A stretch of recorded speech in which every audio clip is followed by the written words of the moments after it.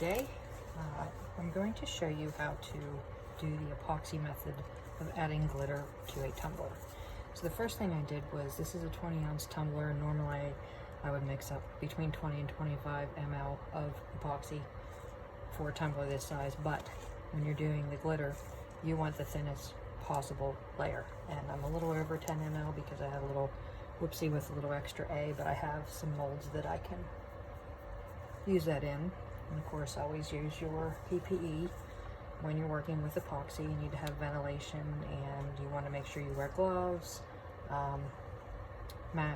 face mask, the whole 9 yards.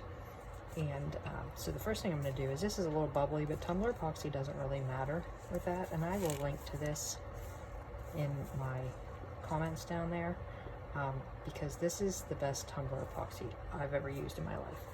I did prep my cup already with the Rust-Oleum Paint and Primer Ultimate Ultra Matte. This stuff dries the fastest. I never had a problem with it running, and whatever. It's not thorough as far as coverage, but you're never going to see that. I just wanted to make sure it was basically white before I did anything. So the tiniest bits ever you're going to put on this tumbler, like it's barely on there. If you get too much, you lose the integrity of the glitter. Apologies in advance if my husband says, "What are you doing down there?" or my dog comes around or anything like that. Never can tell in my house. I'm no pro as far as videos go. I might just sort of squeegee this with my finger to make sure it's all around. If you get too much on, you can wipe it off, but this is seriously the thinnest layer ever. Drag it down. Some people don't do this layer of epoxy on the turner. I just find it easier to do it that way.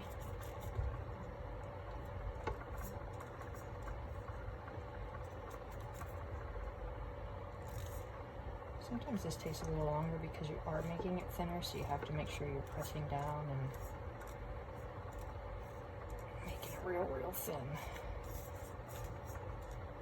You can see I have a wood grain in the background there spinning to dry the alcohol inks. I won't get anything done with it until tomorrow, because I'm letting that dry thoroughly or else it changes colors. Honestly, I could probably do it this evening since it's very early in the day, but I don't like to tempt fate. I hate stripping cups. It's my least favorite thing to do for lots of reasons. So, looks like, and you gotta make sure you get this groove around here in the bottom, because you want that to disappear with the glitter.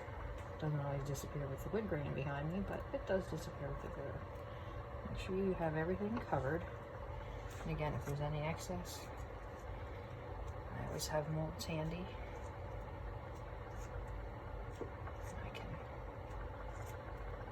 That in my mold when I'm done with the glitter. Alright, so we are pretty well covered here.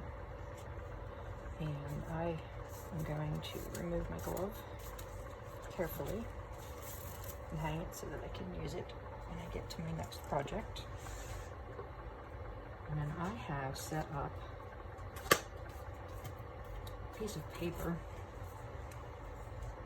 and it's on top of a rigid dollar store silicone cutting board.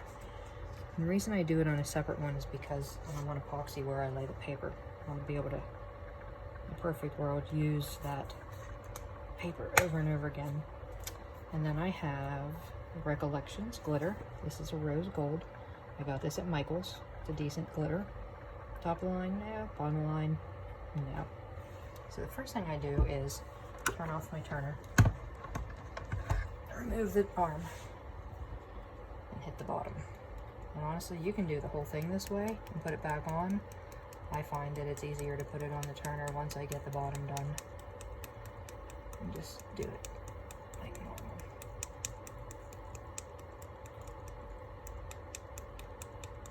Get all those edges.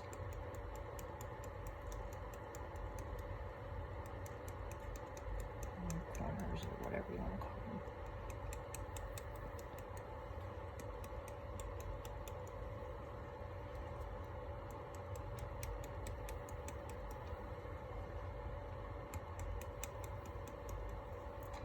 good polyester glitter is a good thing. You want to avoid using the paper ones in those square tubes you get at Walmart. Even Michael sells them in the crafty area, like more like the kids. Do I use them sometimes? Yeah, because it's where I'm at. Do I like them? No. I think they lose a lot of shine once you put the epoxy over it. I like my turners to turn a particular way when I'm working on something. I don't care once they're drying, but when I'm doing it, I'm weird about it. So anyhow, I'm going to just start sprinkling, dumping glitter on there. And that paper's catching all the excess. That way, I can put it back in the container and save myself some money.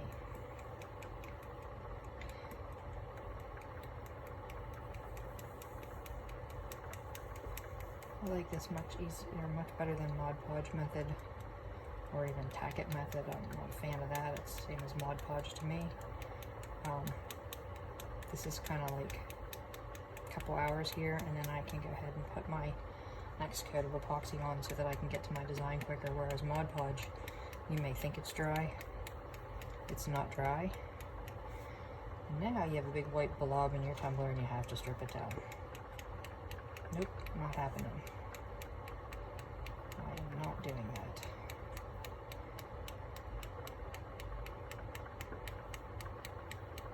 You could open the big side of this and dump it on, but I feel like I just waste a whole lot more that way. I'd rather make a couple extra passes. I'm not wasting it. I mean, I'm going to take it out of there. Put it, or take it off the paper and put it back in the shaker. But this is just easier to me. You do it however you want to. But that's the idea behind the epoxy method of applying glitter. And I sometimes go over it a few times just to make sure if there was a thicker spot, it's now covered and I don't get any weird areas that don't look like the rest, because you will see it whenever you get the epoxy over it, so we just don't want that to happen. Sometimes it happens on the bottoms, but I can deal with it there. In any case, I'll let that spin a couple hours, and then I'm going to add some epoxy over it once I get to that. And then I should kind of tap this to get anything excess off. So that is epoxy method. Thanks for watching.